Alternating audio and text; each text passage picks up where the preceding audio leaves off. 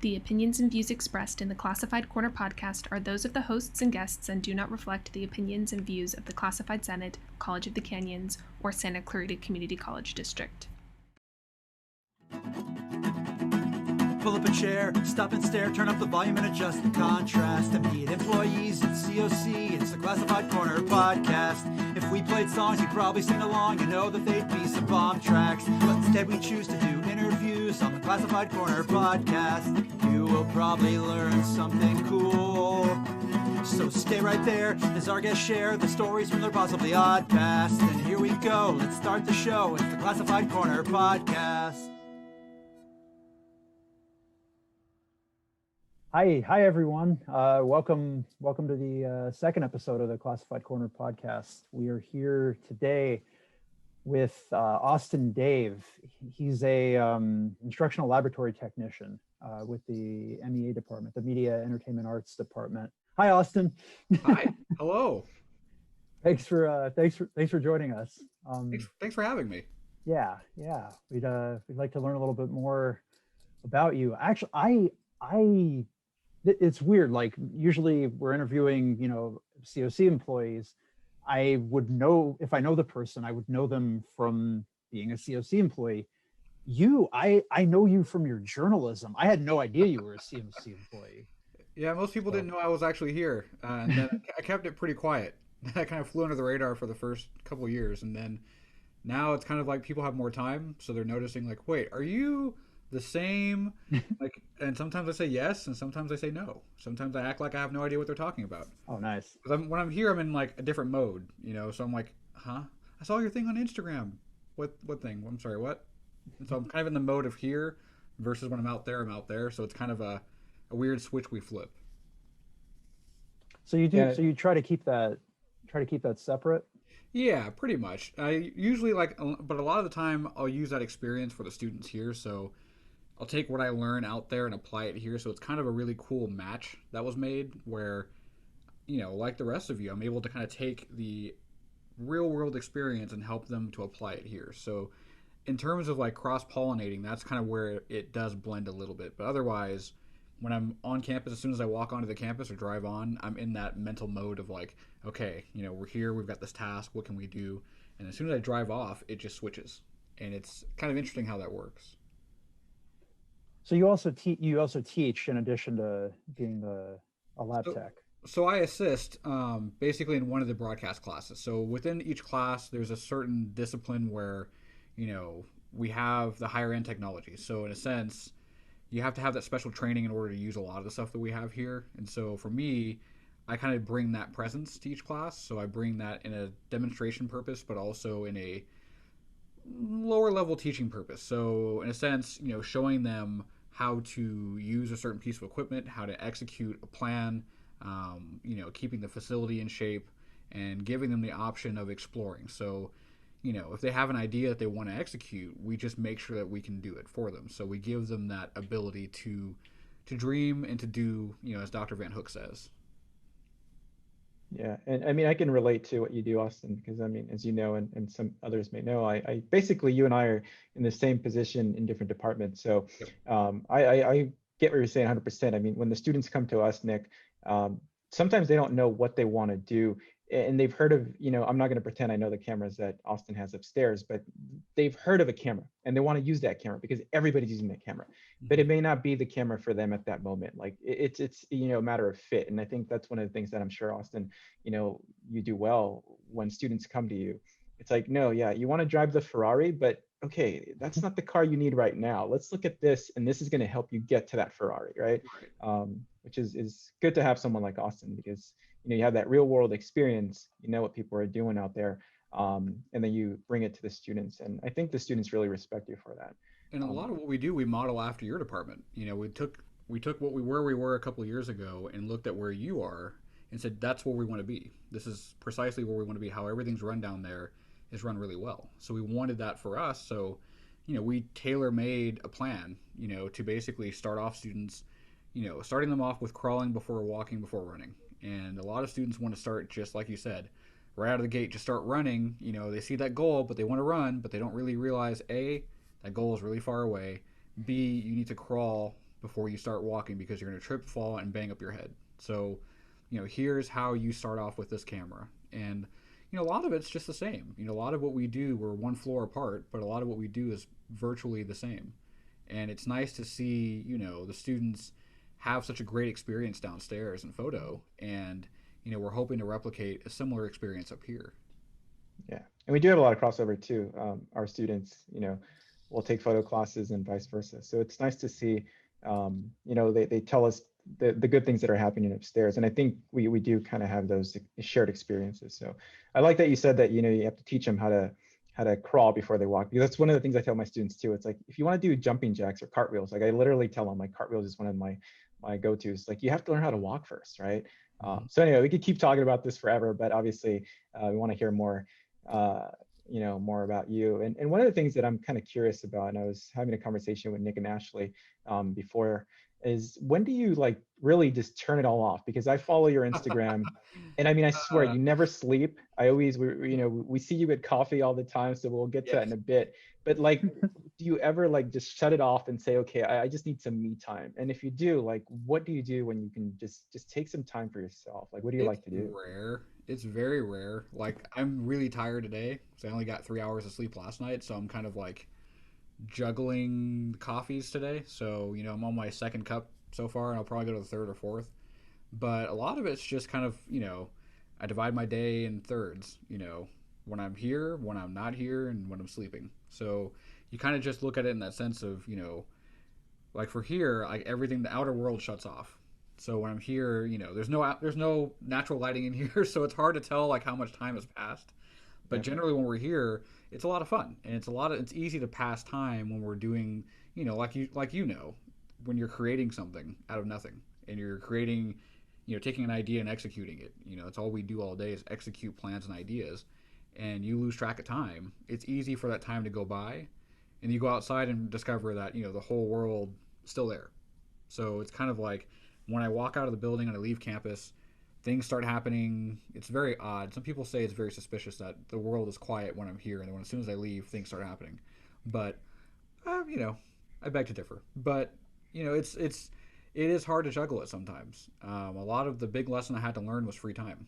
I wanted to dedicate all my free time here, and because we had so much we wanted to do, and we still have so much we want to do, that you fall into that trap of you fall in love with the passion. The passion for helping people, the passion for creating.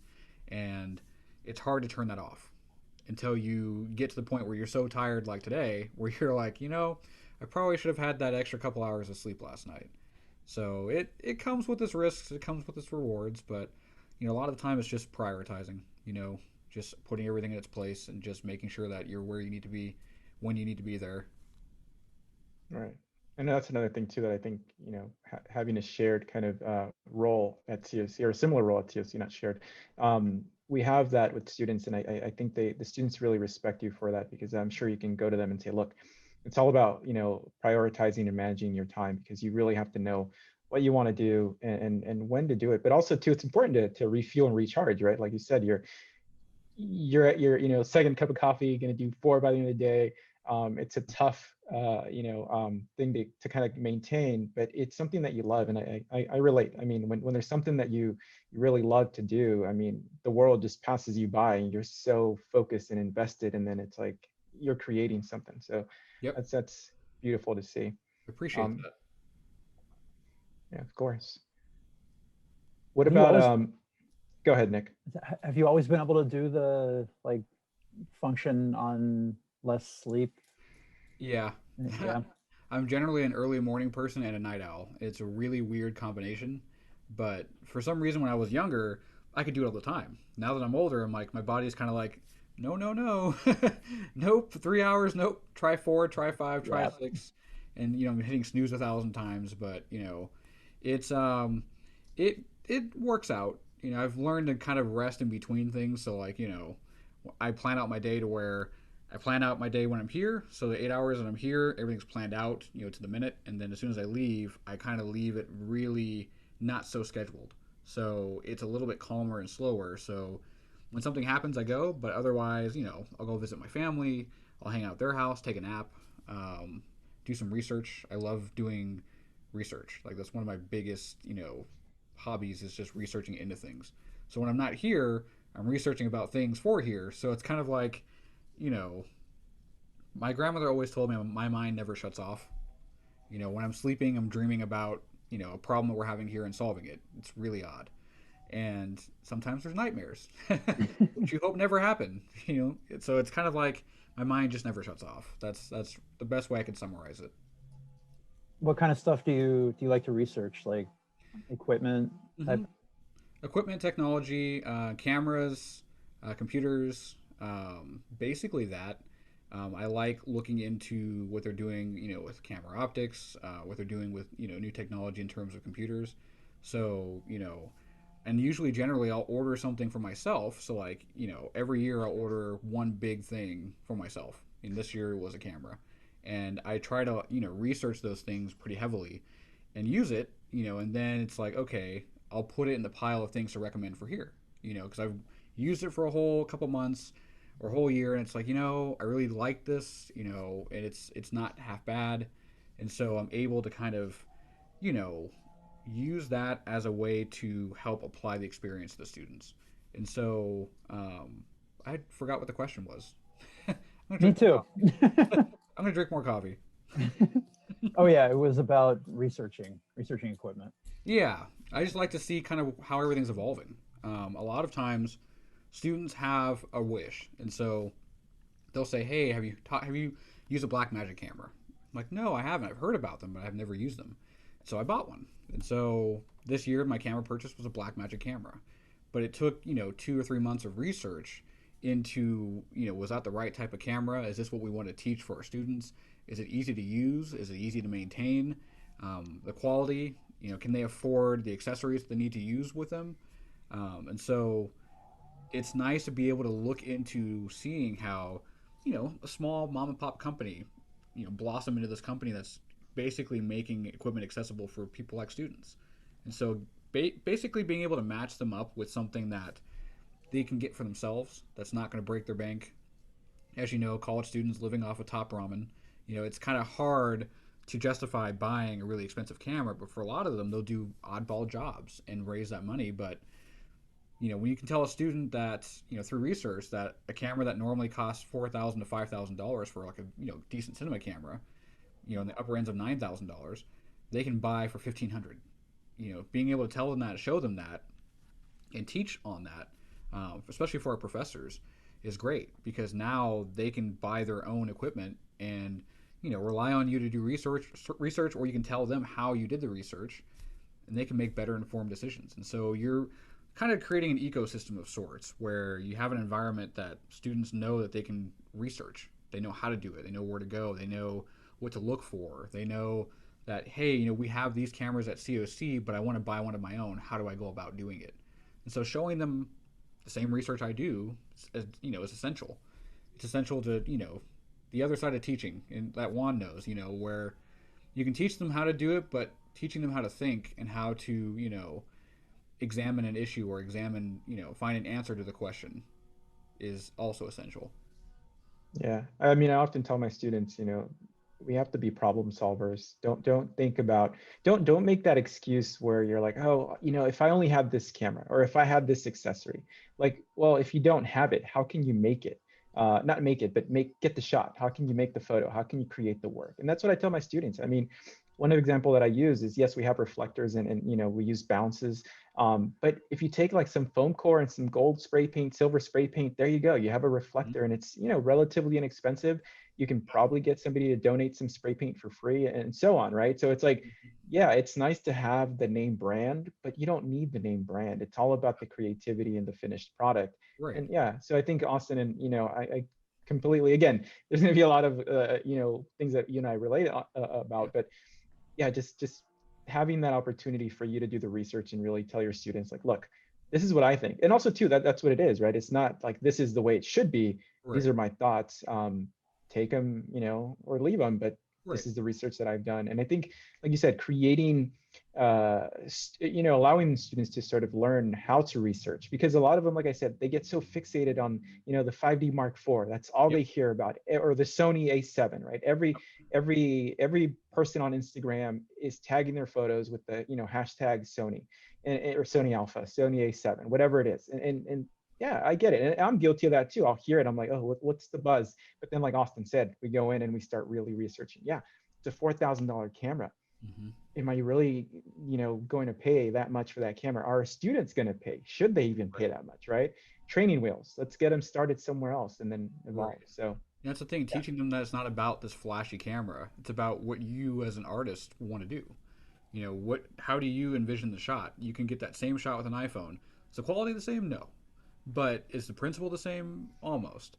And showing them that, what you carry in your pocket, you can practice with almost every day. And a lot of them just go, we tell them, something happens near you and maybe it's breaking news or something, what are you going to do? You're not carrying a nice E&G camera all day. What are you going to do? Well, I don't know. I mean, I don't have one of those cameras, and use the phone in your pocket. Practice within your limitations and understand your limitations. Understand, that maybe you want to get a, Sony camera. Sure. Your friends have a Sony camera. Sure. But do you know that there are other options that produce maybe better quality results for what you're looking for? And maybe that shot wasn't because of the camera. Maybe it was the lens they used. And getting them to understand that there's options, that you don't have to spend $10,000 on something where that is not necessarily going to yield that investment. You're not going to get the money back for what you're purchasing necessarily, but you're going to get the experience back and build your resume, build your reel, and things like that. It kind of all, like a puzzle, just fits together. Austin, have you had any students like follow in your journalism, like I don't know, I don't want to call it like guerrilla journalism, Yeah, but you know what I mean. yeah. We've had a couple that really didn't know what they wanted to do and didn't fit kind of anywhere, and so they didn't really understand that there was this gap between traditional journalism and kind of the people that make it happen in between. So, at night, most traditional news stations, they go to bed at about 11, 11:30. The news crews go in. There's no news vans or trucks or helicopters at night, and so being able to go in your local community and independently tell stories that basically end up being on TV, that kind of attracted them because they didn't fit into being the reporter or being the photog that works at with a news van. They were able to kind of be their own all-in-one and basically do the job themselves. And so we've had a couple of students who found their way through that, who, like I said, didn't fit into that idea of what a person in traditional news would do. And so it's nice to see that. It's nice to see that they're thinking a little bit differently and thinking about other options as well. I think a lot of that Journalism. too is, Go ahead, Juan. I was going to say just education, like educating them. Like, again, everybody gets fixated on that one thing, but like Austin's saying, like, look, this is what it takes to get to that point. There's different people, or people along the way that are doing different things to make it all happen. It's a team. So, yeah, and I have students all the time, in photo saying, look, I don't want to be in front of the camera. I just want to take photos, or I want to maybe do something else. So yeah, there's editing. Like there's people who edit for hours, and I'm not one of those people. Like I do my editing, I can do it, but I could not sit in front of the computer and just edit. But some people love it. They'll throw on their headsets, they just get in that zone, and like Austin said, just drink that coffee and power through a bunch of edits. If Yep. that's your thing, like yeah, like there's a place for you somewhere. And I Right. think that's the beauty of what you're saying, Austin, is that you take those students, and it's not about the flashy, Right. thing over here. It's like, where do you fit in? So Right. yeah, It's the thing. You can tell a story so many different ways, thousands of ways, and getting them to understand that being a reporter doesn't mean you have to be, like you said, in front of the camera. You could be a digital reporter, or all you're doing is sitting at a desk and churning out stories all day. Maybe that's what you want to do, or you can go out and independently cover things, do documentaries, do whatever you want to do to tell the story. You can do it in a still photo, or you can do it in a video. I mean, there's so many different. That's why I love this building so much. Mentry Hall is kind of like my favorite place on campus because it's filled to the brim with students who are just creating something out of nothing and seeing how that's what they want to do. Because most people they assume, oh, that just kind of appears. That painting on the wall just appears. That Mhm. video on TV just appears. Or I hated that movie. I don't know, understand why. No, there was a lot of work that went into it. And for them to understand that they can create something out of nothing, they have that power nowadays. 10 years ago, maybe not so much, but nowadays they can. Anybody can do anything they want. So kind of just creating that environment for them that's welcoming, but also they can come in and do that. They can come in and create without any hassles or obstacles or, feeling like they aren't good enough to do something. We try to at least foster an environment where you can walk in and know that even though this is not your cup of tea, we will still make you a cup of coffee. Literally, we will. Coffee's our thing. But yeah. How did you end up where you are? Well, Right? it's a very interesting story. So I actually grew up here, moved to Las Vegas Here for a year, being Santa Santa Clarita. Clarita, and then moved to Las Vegas for 4 years, and then I had like a little handy cam, and I hated writing essays, so I made a deal with my instructors. Said, hey, if I shoot a video that you're welcome to use forever in your class teachings on this project, do you mind if I get the same credit? And they're like, sure, why not? And put together a video. I didn't want to write it. I didn't want to write 4,000 words on anything. So shot a video, put it together, edited in Windows Movie Maker, and then I was approached my last month in Las Vegas by it was a professor who runs ITV, which is their in-house closed circuit television group, and he said, I've been seeing your videos in your history class, and I'd like to invite you to join our group. And for me, it was a big deal because I'm like I didn't fit in anywhere there, and so joined the group. And then the first day we were supposed to meet, my mom told me, hey, you're moving back to Santa Clarita. So I said, well, okay, all right. So I came back and then joined the TV program here at Golden Valley High School, and then went into their program for TV, and then decided I wanted to pursue a film background. Got to College of the Canyons, registered for filmmaking, walked into the wrong room on the wrong day, and ended up being Dave Brill's news broadcasting class. And I didn't know that because I walked in the second week because I had missed the first week. So, walked in, was like, okay, this is fun, learning how to use the cameras, understanding how to tell a story. And then it got into the kind of like it was an obvious brick wall I ran into. And I'm like, wait a minute, I think this is a news class. Wait a minute. And, I was past the drop deadline. So I was like, all right, I'm going to stick with it. And I really fell in love with it. I fell in love with, that side of storytelling. So I'm kind of a weird hybrid where I'm half filmmaking, half news. And, my favorite thing to do is to tell feature stories. Whether it's a documentary type story or it's a feature profile story on a person or a thing. Breaking news is not my favorite thing to do. It's actually one of my least favorite things to do. Most people wouldn't know that. Because I like breaking news. It's just kind of like after a while it wears on you, where it's just kind of like always a worst day in someone's life. And the whole purpose is really, and a lot of people kind of don't understand this part of it, is not necessarily to be a vulture. It's more or less to show people how something happens or why something happens, so they themselves don't make the same series of choices that led to that situation. Whether it's driving under the influence or not wearing a seatbelt, or maybe someone was using this product and it caught fire because it was near something else, and showing people that hey, this is what led up to this. Here's what it looks like. Here's what happens. Cause and effect.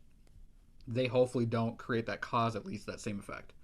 So that's kind of the reason why I do it. But I love telling stories about people, especially people who otherwise wouldn't have a voice. Otherwise who are kind of just the average Joe. It could be the average Joe, the average Jane, the person who delivers the mail. It could be the Amazon delivery driver. It could be the person bagging groceries. But you never know like who that person really is. Maybe they're juggling 3 jobs to put food on the table, or maybe this person is the richest person on earth, but they're working at a grocery store bagging groceries because they're just that humble. Being able to kind of show people like, hey, this is your neighbor. This is the person who, hey, you cut me in line, and they get upset with someone, but they don't really understand that this person has a child that has special needs, and they constantly don't have the time to grocery shop because they have to tend to their child, and maybe they had to cut in line just to pay for their groceries because something was going on.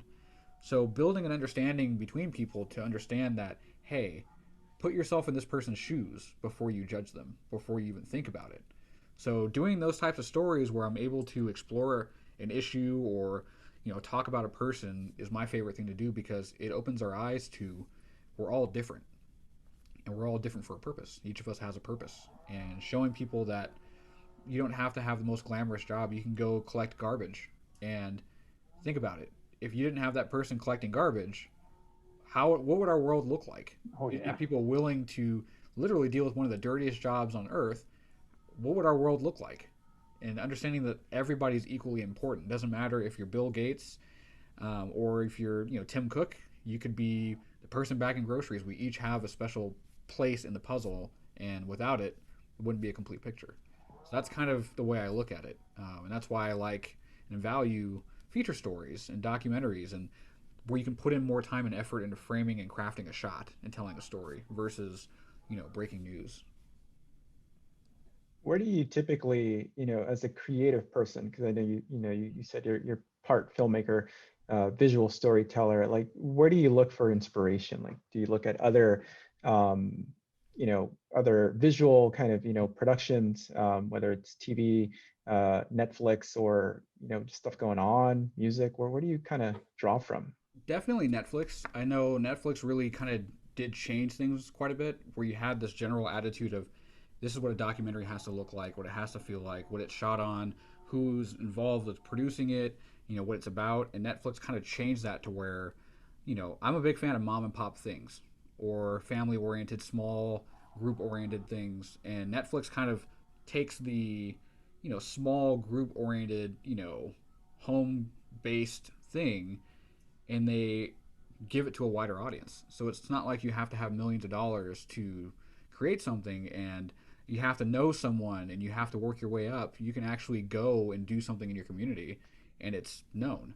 And so I look for those things where they're not afraid to tackle issues, they're not afraid to look at it and actually not necessarily throw the money behind it, but encourage people to take that time to tell the story, craft the shot, you know, put extra effort into it and to make it so accessible. And so for me, I look at that, but I also look at, people like, Lester Holt and the person who anchors, I'm drawing a blank, he anchors ABC World News. Drawing a blank. Probably hasn't been Peter Jennings for decades, but No, that's the name that I associate with that. Muir, David Muir, I think. And looking at kind of just the way they tell stories in a non-traditional sense. They look at a story and they look at the person. They don't look at the thing. We're so we're so stuck on the next shiny object in news right now, and not so much on the actual people. We're focused on this tweet or this thing, and you look for the news that kind of focuses on the people. Every day there's still homeless people. There's still children going through poverty who don't have access to Wi-Fi, basic internet. We're telling people go online, and they don't even have that sense. Where's their story? So those are stories that I look for. What really inspires me though are the people who don't have a voice. They don't think that they're important enough to matter or that people should care about their issue. Like those children. I think when we first went online, LAUSD had reported they had several thousand families they had never heard from, in months. And you think to yourself, those children aren't getting the quality education that we take for granted at times. We complain that, oh, my internet is so slow. Oh, I'm only getting 100 megs down and 100 megs up. Oh, it's not fast enough. But they don't even have access to internet, let alone TV, to even know what's going on in the world. And so I like to put perspective into things and show people that people don't have it. Like, our lives are much better than we think they are. And sometimes we complain about two cars in front of us being a whole traffic jam, and people don't have cars. It's kind of like, it's just showing people a different way to look at life and a different way to approach it. But that's kind of where I draw inspiration, is from the people. Yeah, and I like that you mentioned, Netflix giving the smaller kind of operations a chance, because it's just like the art world, like, traditional like fine art. There's so many things in galleries that are, I'll be honest, like terrible, right? But they're selling. And that's what's going to sell. That's what the art, gallery is going to want to have the artist produce. And there's so much amazing stuff being produced by local artists who will never get the opportunity. So yeah, I can see why you would be drawn to that, because I think it sort of keeps hope alive, right? Yeah. Like you're thinking like, okay, if this show made it, this documentary made it, like there is hope for, the next person who's currently, who you're mentoring right now, the students who you're mentoring, and we all are, to kind of It's move that forward. it's funny we talk about that because we've always told the students that anything is within your reach. And funny enough, one of our adjunct professors actually got a Netflix film, a short film on in the last few months. Nice. And he had started a project and Netflix backed him on the project. And being able to show the students that, look, you can do this, you can do anything you want, because companies like Netflix, they're really able to you know reach out to the people who are like these students who they're buying their first camera, they're maybe working on a small project. There's so many documentaries there that were shot by three people and directed by three people, and the same three people did the entire thing. And it's like, it's changing the whole dynamic and making things more accessible for people. That's what I like. I like the fact that equipment's becoming more accessible, computers are becoming more accessible, more powerful, less expensive. And that as a student 10 years ago here, an SD card, a 2 gig SD card was like $200, and nothing was accessible back then. You couldn't buy your own camera; those are still extremely expensive. Buying your own MacBook, like, you had to sell like an organ to get one at that point. And nowadays, everything's accessible for them. They can do whatever they need to do. It's just encouraging them to spend that time doing it, because you remember back when we were all in school, it was kind of like you were able to focus. There weren't very many distractions in the world. The internet wasn't as wild as it is now, where you can go on YouTube to watch one video about a camera, you end up watching a video about turtles, 5 hours later, and you're still there.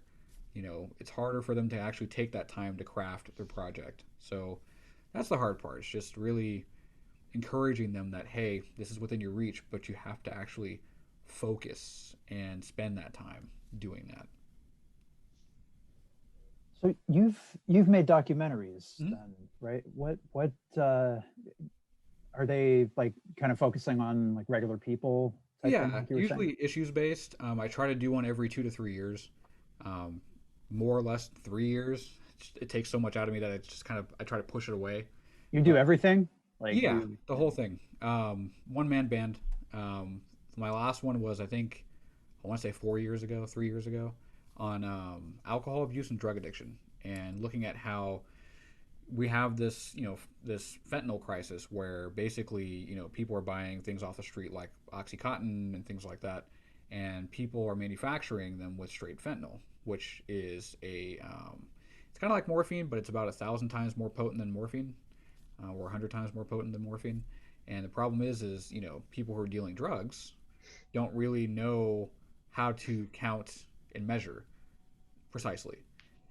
Fentanyl is dealt with in micrograms. Most pills are dealt with in milligrams, but they think a 500 milligram tablet of Tylenol, let's just make that fentanyl. That's enough to kill at least 10 grown men.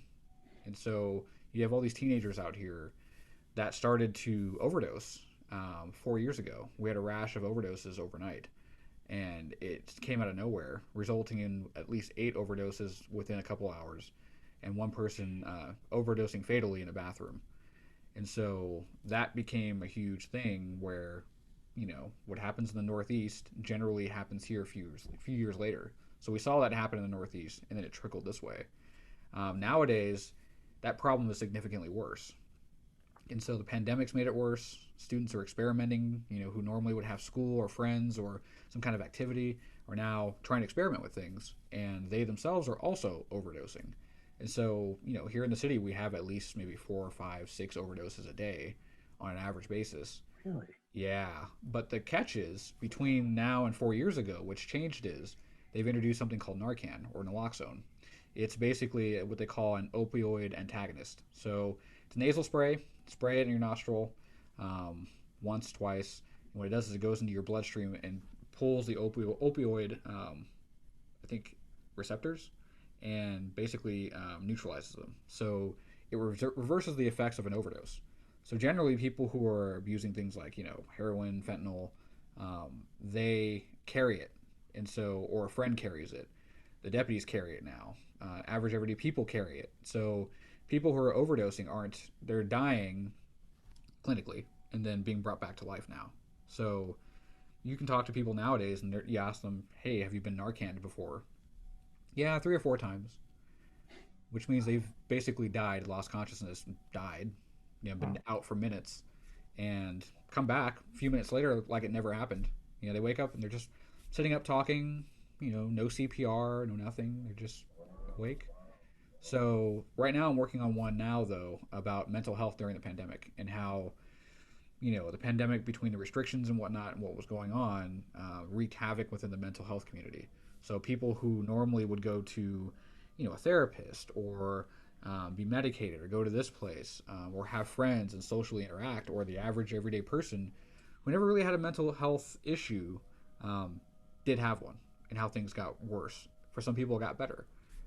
So I've been looking at generally how that's been working out, and how people are self-medicating through alcohol or through drugs or whatever it may be. And it's been interesting so far. I started shooting it about a year ago when this all began, and I'm wrapping up shooting it the next month. Um, Wow. yeah, so that's been fun. But I like just spending that time. Like I said, with breaking news, I'm in and out in 5-10 minutes. With this, it's kind of like I can take my time crafting a specific type of shot I want. I can actually put more emphasis in being more creative with it. So hopefully, it has a bigger impact when people watch it. So that's kind of that. I love documentaries though. It's a blend of news and film. It's a blend of the both. Do I you know have you're in the any? middle. Go I, ahead. I was just gonna ask. Do you have any favorite documentaries you'd like to? Yeah, there's a couple on Netflix. There's several. One of them that stands out is Flint Town. That was one that was shot by a group of 3 people, um, very small group of 3 people, and they went and shot just a documentary, and then Netflix picked it up. And the way they told the stories, from the lighting to the cameras they used to, I looked at it more from like a technical standpoint of the types of shots that they actually chose and how they got their audio, and just overall the quality of that production with such a small team, and how they tackled it over the course of I think 3 or 4 years. And for me, I'm very impatient, so I like the timeliness of breaking news where I can wrap it up pretty quickly in a half hour. And shooting a year-long project for me kills me because I hate waiting, because I want people to see it. I want people to see these moments and what these people have to say. And you hear about, like right now, teenage suicide is like through the roof.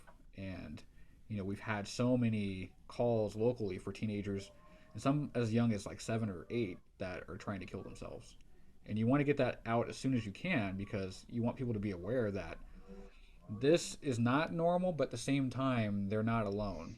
They're not the only one feeling that way. It's very, very prevalent. It's just not talked about. So I like Flint Town. There's a couple more on Netflix, but generally a lot of Netflix documentaries. They're putting out some really good ones, really interesting ones. And I'm not really much of a, I like series. I like documentary series, not so much, an hour and a half documentary. But yeah. So I know you're in the middle of, your current documentary, but if you are thinking, into the future, like what are you thinking about for maybe your next one after this one's wrapped up? Pre-pandemic, I was actually aiming for this one to be about homelessness, and basically, kind of what the plan was to spend 24 hours with someone who's homeless, and follow them around and understand what their life is like. Because a lot of people look at the homeless here in Santa Clarita as blight, and they look at it like it's, oh, our neighborhood's going downhill, or oh, this or oh, that. But it's like they forget, among many things, that that's a human. They forget about the human element. They can't humanize something, and it drives me nuts. And so showing someone how, part of the mental health documentary actually explores that a little bit though, but how people got to where they are. Some people have mental illness, schizophrenia. Some people have untreated mental illnesses. Some people have just a series of decisions that went bad, or maybe the rug got pulled out from underneath them and they were doing fine. That was kind of what I wanted to look at, because homeless people, it's a very interesting dynamic between their own form of government that they have, where someone is elected the mayor within their community, someone's the enforcer, someone's the protector, someone gathers the food. And it's interesting how they work, and just kind of how they want to be left alone in many cases. They don't want human interaction because of the way people look at them. And that was kind of what I wanted to explore in the show because I'd done a little bit of work with homelessness. I like to volunteer quite a bit, and just hearing their stories about how, you know, like they go, people never want to look at us in the eye. I'm like, really? And I never really noticed that, I didn't do it either. I said, well, why is that? They said they want to pretend like we don't exist. I said, is that how you feel? They said, yeah, we feel like we're constantly made to feel like we're invisible. And for the general public to hear that, it's okay to talk to someone who's sitting on the bus stop bench next to you that maybe has all their belongings there. Strike up a conversation. Don't just ignore them. Little things like that that they wish and hope for, and how people just don't think that that's okay, that they can just treat them like they're a human and not like an object. They're not a piece of graffiti, they're not a broken window. They're people who are sometimes, like there was a guy driving here who was on an iPad at a bus stop bench, had all his belongings in a shopping cart, but he was FaceTiming with someone. And he was recently homeless. He had lost his home because of the pandemic. He lost his job, he was laid off, he lost his home. So all he had in his basket was a briefcase and some suits. And he was sitting there, on FaceTime. And I was just thinking to myself, like, this is interesting how this person a year ago was living your average, everyday American dream. And look where they are a year later. And showing people how that stuff just happens. And, hopefully you can create positive change out of it where people are more informed so they think differently about something. But yeah. Will you be going back to that project, the documentary on house Yeah, people? I might do a double whammy. I might finish the mental health one this year and then explore homelessness over the winter. Winter you generally get more homeless services, and so it's a little bit easier. But generally, also in the winter time is one of the most deadly times for homeless people, because of the flash floods from the drainage channels to the extreme cold. Those who abuse alcohol in addition to being homeless also experience extreme distress in the summertime. They can't tolerate heat as much. So, you see that, but, just kind of like I want to really explore Measure H, that homelessness bill that passed that basically increased the tax in LA County to pay for homeless services. I think it was a tune of like a couple $100 million a year, and wondering where that money goes. I know there's a homeless shelter here that's looking to expand, and I think they only need a couple $1 million, like 8, and they're having a really hard time getting it. So looking at how, what is being done about the homeless problem, how we got here, and, what are the options from here. So that way people look at it and they go, I have a better understanding. I can relate to this person on a human level. What can I do to help? So that's kind of the goal. There's a really good podcast called We the Unhoused. This unhoused guy, Theo Henderson, he basically goes around and interviews fellow homeless people. Mm-hmm. It's like you were saying, it really, yeah, these are people, these are human beings. Like I most of us are a few bad decisions away from, that's the thing. Things out of our control too. Like, I mean, this was years ago when I was in community college. And I worked on a documentary with a group of friends, and we wanted to sort of focus on the homeless people as well. And, one of the things that I always kind of have a hard time with is like not exploiting somebody, right? Like when you make work, like you don't want to exploit someone. So we went sort of like Austin saying, we didn't spend 24 hours with them, but we spent time with them. We found people, we had conversations with them, and it was, cameraless to start. And then we would ask them, hey, we're doing this. We really want to kind of, share your voice. And it's on a small scale, but would you be willing to participate? And a lot of them, I mean, I remember this one person, I don't remember his name, but he told us that after he lost his daughter and wife in a car accident, like he just couldn't deal with it, couldn't go to work, and it was hard for him to get help. And that was it. Like that was the beginning of what led him to having, lost everything. And like you guys are saying, like one decision away, 2 decisions, or something just out of our control. Yeah. And it's a tough thing, but Austin, you're hitting it on the head, man. I think I live in Glendale, and just down the street in Eagle Rock, I mean, it seems like there's just, tons of tents, and I see it all the time. And it's true, they have their own community. But it's hard because, like you said, people don't want to see it. They want to ignore it. And that's the problem with what's going on, right? Like it's just, It's been ignored for way too long.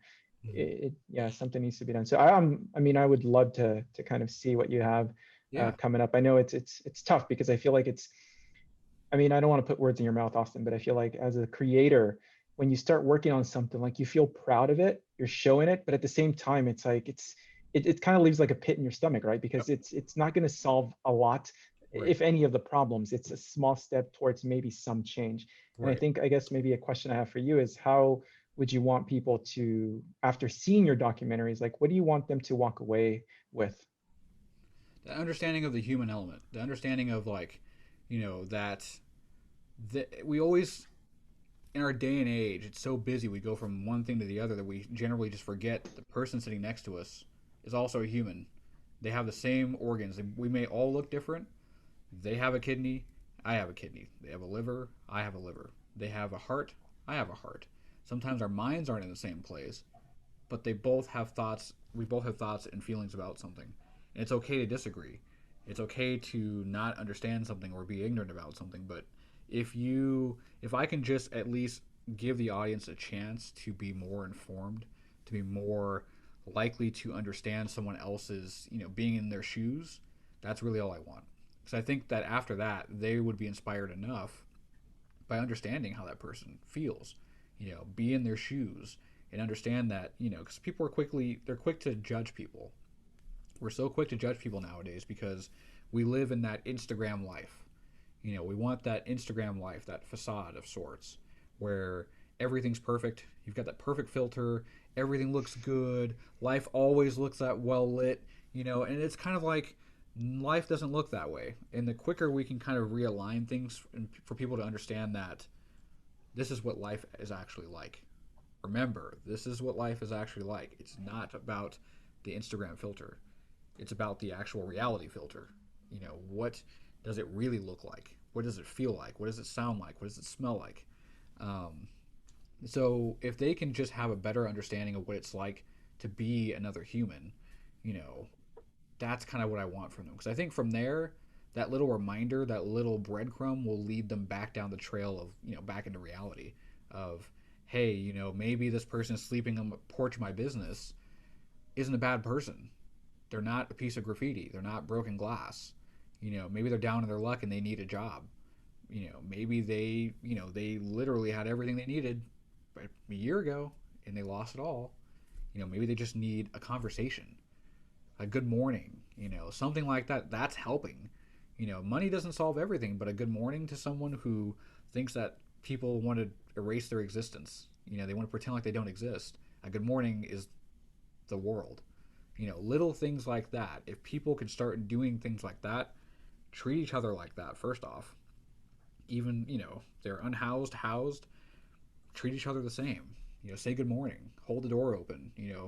There's a homeless person on the street. I usually carry packs of water in my car in the summertime. And if I see somebody out there who looks like they're parched, hey, would you like some water? I have a couple bottles of water. Things like that. Not only does it make us feel good, that shouldn't be the goal though, but it makes someone else, it reminds them that they matter. I want people to know that they matter. That's kind of the goal. Nice.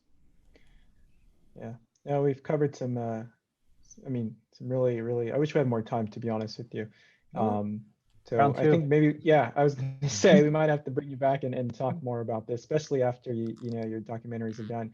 But I think that, we'd like to segue into our sort of closing segment here. And I don't know, Nick, if you want to introduce it a little bit. I think you do a little bit better job. I really? I think so. All right, let's find out. So we a lot of podcasts or interview style things. They'll have like a lightning round where it's just quick questions, not too deep, just quick answer. Sure. This is the quick draw round, as named by Justin Bradshaw at last episode. Before we get to the questions, we're going to put Austin on the spot. And you're going to have to name the upcoming podcast segment. So quick draw was, like Nick said, Justin Bradshaw came up with that one. You can have a little bit of time to think about it if you'd like. We could jump into some questions, or do you have anything that you want to shoot out now? The sprint. Okay, so I guess I'll start. I was going to ask you what your favorite beverage was, but I think we already know it's coffee. So Yeah. I'm not a coffee drinker. Best coffee in Santa Clarita, and then best coffee ever. Ooh. Where would I go? See, that's the thing. I'm more of like I favor mom and pops. So Mhm. anything mom and pop, I'm good with. So you've got Hanu, you've got Coffee Kiosk, you've got Undergrounds, you've got I think there's the Triumph, I think, or the Trophy, the Triumph. There's a newer one at Masters University. And there's all these mom and pop coffee shops around town. Bodie Leaf. Um, Basically, that's where you'll find me. I love whenever I travel. That's all I drink. Is mom and pop coffee. I always find the nearest mom and pop coffee shop. But yeah, All right. What about coffee? What do you pair that with? When you have coffee, do you grab a snack? What's your go-to kind of coffee pairing actually, combination? I like putting either protein in my coffee or peanut butter. Peanut butter. Peanut butter. That's interesting. Yeah, some people will put like butter in their coffee, which I never really understood. I've heard of that. But yeah, it puts the coffee in hyperdrive or something like that. But I put peanut butter usually. Hmm. I was trying coconut oil, but Yes. it's probably the same similar effect. Hmm. But like it was weird. It just kind of made it greasy, if you can imagine Yeah. greasy coffee. Like I love coconut oil, like Hmm. other other uses, but I usually drink my coffee cold in the wintertime and hot in the summertime. Cold winter, hot. Yeah, that typically does help to cool you down, right? Hot Yep. beverages, Hot, summertime. hot with Hot, peppermint in the hot, cold, summer, cold. Yeah. cold with peanut butter in the winter. What about cake? Are you a regular cake or ice cream cake person? Not really much of a cake person, like a cheesecake person maybe. Cheesecake person, because I try to avoid heavy foods as much as possible, because otherwise I'll just want to take a nap. I try to avoid sleeping. That's kind of what I'm alluding to. I just avoid sleeping. But cake, I would say chocolate with vanilla buttercream. Something very simple. No Okay. sprinkles, no fancy frills, nothing. Let's go back to the cheesecake. Where would you get like where have you had a really good cheesecake? Is it a mom and ooh, pop shop or So my weakness is the Cheesecake Factory's Oreo. That is like my weakness. If you left that in front of me, and gone? because I'm on a diet this time of year, and so left that in front of me, yeah, no, it would not be there 5 minutes later. Definitely not. Yeah, I'm a sucker for sweets too. Yeah, I gotta stay away. Gotta stay away or keep them yeah, away. I don't know yeah. if you have any questions. Like I got a few more I can keep going, but I don't want yeah. to. I wanted to. This isn't really a question, but I listened to your recent interview on the Talk of Santa Clarita Mhm. with Stephen. I've been a fan of that show for years. So shout out to Stephen Daniels, COC student. Yeah. Um, where was I going with that? Oh yeah. So you said you're 29 and you went to Golden Valley High School, which exactly describes my sister. Hmm. So I want to know if you remember someone named Molly Raven from high Yes, schow. that name sounds extraordinarily familiar. I'm trying to figure Okay, out why. that's my sister. What class was she in? I, Oh nine, 2010. oh, oh, uh, I think she left after sophomore year and entered COC. But I guess she was born in 92. I guess she would have been class of 90 or oh 09. Yeah, that was class Yeah, of '09. yeah. I remember that name very, All very right, well. that's my baby sister. Ah, see, it's a Uh, small world. It's a very small world. and actually, also in the very first interview we did, like the test episode of the Classified Corner, we interviewed Dr. Vita Vito Manzo, Manso. and she was at UC Berkeley at the same time as my sister. So See, I'm telling you this. It's actually funny because when I moved back from Las Vegas, I had a friend here, and my first friend here, I remember him. What was funny about that, though, that friendship was I was friends with him for about 2 months. His name was Caesar, and he was cool into cameras and stuff. What was funny is after 2 months he moved to Las Vegas and went to Las Vegas High School and was friends with my friends there. So we're both friends with the same people here and the same people there. It's entirely bizarre. I've never heard of that. But I told him, he's like, "Yeah, I'm moving to Las Vegas, Sunrise Manor." I'm like, "Oh, you're going to Las Vegas High School?" He goes, "Yeah." I said, "Well, look up this person, look up this person, look up this person, and you'll be fine." And sure enough, close friends with all the same people now. So the world is much smaller than we think it is. All right, one more question. We know you like to travel. So what's your kind of go-to destination? Where would you Forest. run away from? Forest. Forest, anywhere that's not hot. So I love Portland, Oregon. It's one of my favorite places to go. San Francisco. I love places where you're near an ocean. I could never not live near an ocean, and that's a must. Just because I love being on the edge of a continent. If you really think about it, some of us go to the beach and we just forget that it's like, oh, we're at the beach. Yeah, I'm like, no, you're at the very edge of North America. You're at the very edge of North America. Think about that. You're at the very edge of a continent. If you go the opposite direction, you don't reach water again for a very long time. So, somewhere with trees and an ocean. And so, Oregon and Portland, close to the ocean somewhat, but, lots of trees. So I like lots of trees and coffee. Trees and coffee. Have you ever gotta connect? driven? Go ahead, Have you ever gone through the redwoods, like up No. in Northern California? Oh man. Oh dude. Yeah. If you drive to explore. If you drive up to Oregon, like the Avenue of the Giants, it's Actually, I did make that drive once, and I never ever want to do it again. Only because it was 16 hours. Oh, yeah. That was brutal. But yeah, you got to Fly stop. up, rent a car. Yeah, take a couple days. yeah, Like we stop did in the drive Bay from Area. California though. So we drove past, I think, Shasta. Hmm. So I know it's kind of I've never seen trees that large in my life. It was scary. Some people move from like Kansas to here and they're afraid of the mountains. But I looked at the trees and I'm like, I hope none of them follow me as I'm driving through here. But it was beautiful. Yeah, it blows me away every Yeah. time I see it. So I think we're getting near the end. Yeah. Do you have any questions for us?